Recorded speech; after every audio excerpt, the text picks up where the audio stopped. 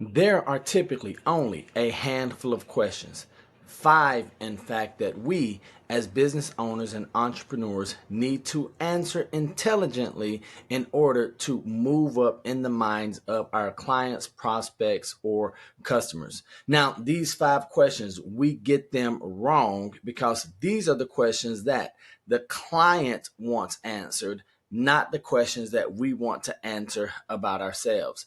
I'll start by telling you most of our clients and customers don't care how much sales volume we've done. They don't care about the awards or accolades that we've received inside of our industry. They might not even care about what number ranking you are in your office or your organization.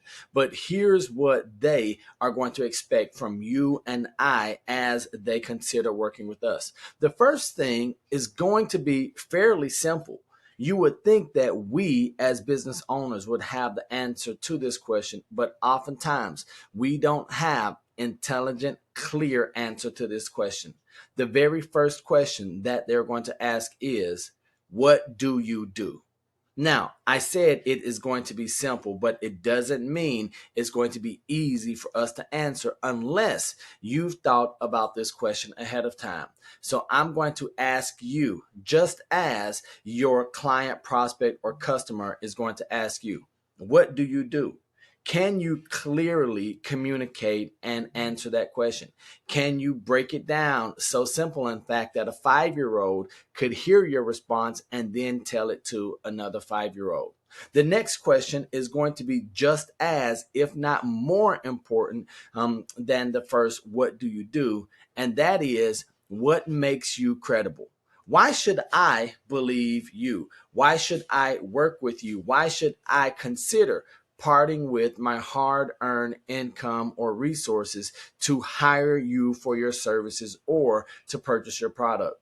Besides, we know that we are living in a time right now where things can look one way but be totally different. So I'm going to ask you, what makes you credible? Have you put some pieces in place so that others can say, yes, he or she is the real deal? This could be articles. It could be blog posts. Maybe this is where your reputation comes into play with some awards or accolades that you have received. But we know that if we are not deemed credible by those that we want to work with, it's going to be a challenge to get them to line up to work with you, and especially if there are resources or finances at play. The third question, which might seem much like the first one, but it is not, our clients and customers are asking us, how do you make your money? Now, how you make your money is not the same as what do you do. So they're going to be curious, especially in 2024 or whatever year you're watching this video. We're only expecting it to accelerate this sentiment. Like, how do you get compensated? Where do your finances come from?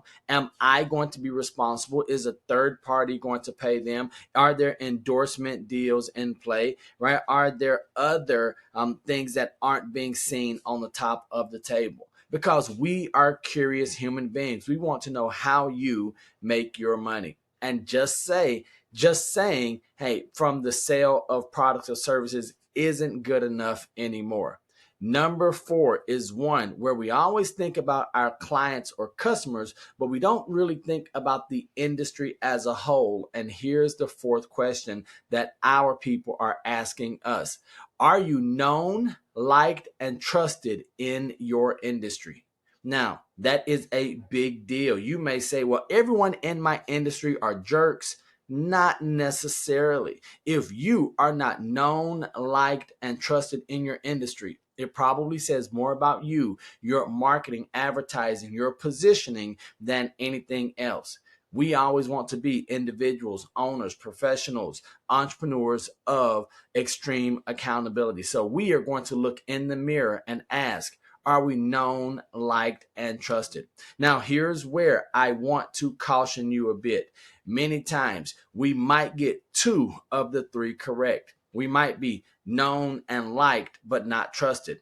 that often happens with our family members where they don't use us or our services to transact business. We might be liked and trusted by a few individuals, but we aren't known by enough people to create critical mass and to have individuals oversubscribe wanting what it is that we deliver. So we really want to be known, liked, and trusted in our industry. And then the final cherry on top, question number 5, is going to be, what else can you bring to the table?